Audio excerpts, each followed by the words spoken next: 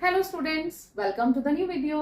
आज की हमारे इस वीडियो में हम चैप्टर नंबर 5 अरिथमेटिक प्रोग्रेशंस के एक्सरसाइज 5.3 का क्वेश्चन नंबर 11 देखने वाले हैं। आई होप आपने प्रीवियस क्वेश्चन कर लिए अच्छे से। चलिए करते हैं आज का question. Question number 11 says if the sum of the first n terms of an AP is 4n square minus n square, what is the first term that is s1। What is the sum of the first two terms? What is second term? Similarly, find the third, 10th and the nth terms. So बहुत सारे terms पूछे हैं basically इस question में। ध्यान से देखिए, बहुत इजी क्वेश्चन है।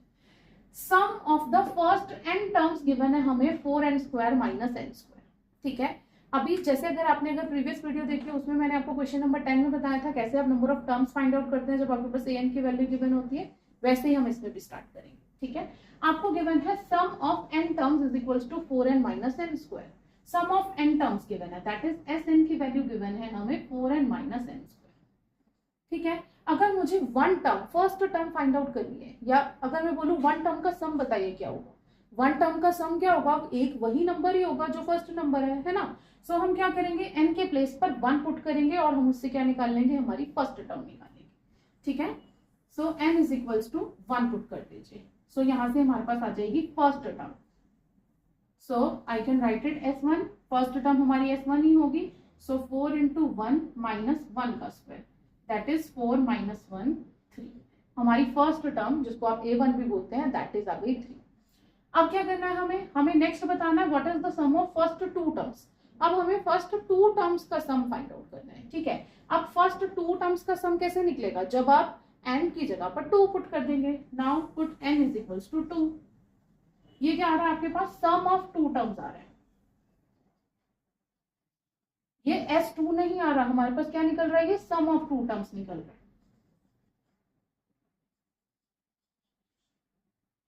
ठीक है, तो n की जगह पर 2 लिख दीजिए। 4 इंटू 2 माइनस 2 का स्क्वायर, 4 टू ज़ा 8 माइनस 4 दैट इज 4। ये आ गया हमारे पास sum of two terms 4। First term is 3। यही आपसे पूछा था what is the sum of first two terms. आगे क्या पूछा आपसे, व्हाट इज सेकंड टर्म। अब सेकंड टर्म बताइए क्या है। आपको मैं कह रही हूँ फर्स्ट टर्म 3 है और इन टू टर्म्स का सम 4 है, तो आप मुझे बताएंगे सेकंड टर्म क्या होगी जब आप 4 में से 3 माइनस कर देंगे, वही होगी ना आपकी सेकंड टर्म, है ना।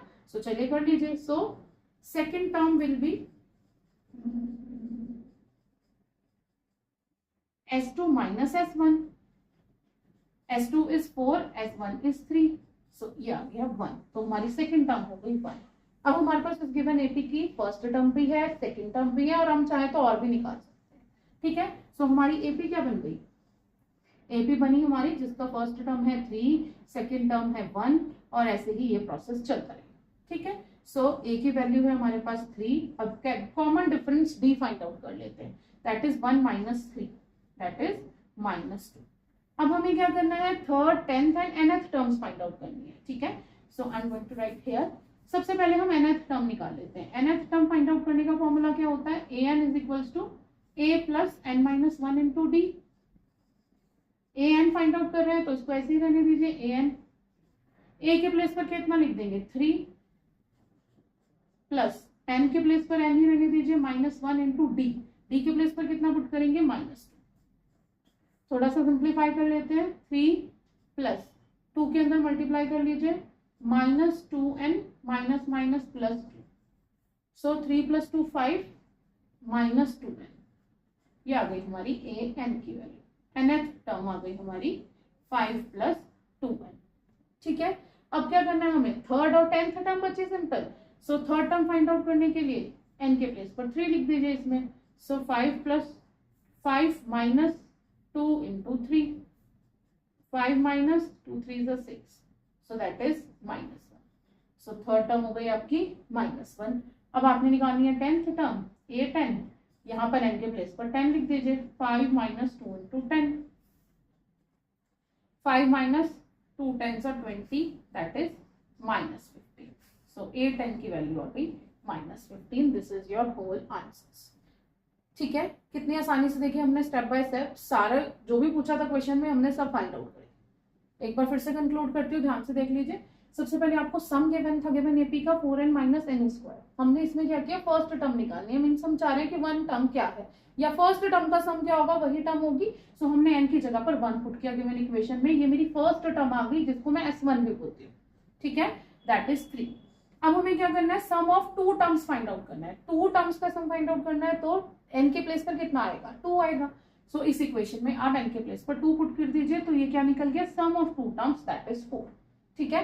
2 टर्म्स का सम 4 है, फर्स्ट टर्म 3 है, तो सेकंड टर्म कौन सी होगी, जब आप सम में से फर्स्ट टर्म माइनस कर देंगे, 4 माइनस 3 दैट इज 1, ठीक है। सो आपकी फर्स्ट टर्म थी 3, सो हमने लिख दिया हमारी एपी के अकॉर्डिंग 3, सेकंड टर्म हमने फाइंड आउट कर ली 1, ये हमारी एक बन गई एपी, ठीक है। ज्यादा कैलकुलेशन की जरूरत नहीं है क्योंकि हमें इसमें आगे बहुत सारे पार्ट्स फाइंड आउट करने हैं। सो ए की वैल्यू है 3, डी हमने कैलकुलेट कर लिया a2 माइनस a1 से, दैट इज -2। अब हम सबसे पहले ए एन फाइंड आउट कर रहे हैं। ए एन का फॉर्मूला आप सबको पता है, a plus n minus 1 into d होता है। ए के प्लेस पर पुट किया 3, डी के प्लेस पर पुट किया -2, सॉल्व करने के बाद ए एन की वैल्यू आ गई 5 माइनस 2, ठीक है।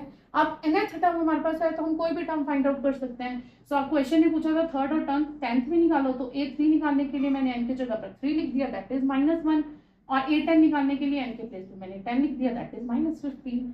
सारे क्वेश्चन सारे पार्ट्स हो गए सॉल्व, ठीक है। मैं आपको बहुत इजी तरीके से समझाने की कोशिश करती हूँ, आई होप आप सबको समझ में आ रहा है, और अगर पसंद आ रहा है तो do like share and subscribe, और अपने फ्रेंड्स को भी जोड़ दीजिए ना मेरे चैनल के साथ, थोड़ा सा सपोर्ट ही डिमांड करते हैं हम लोग, है ना। चलिए मिलते हैं एक और वीडियो के साथ, बाय एवरीवन।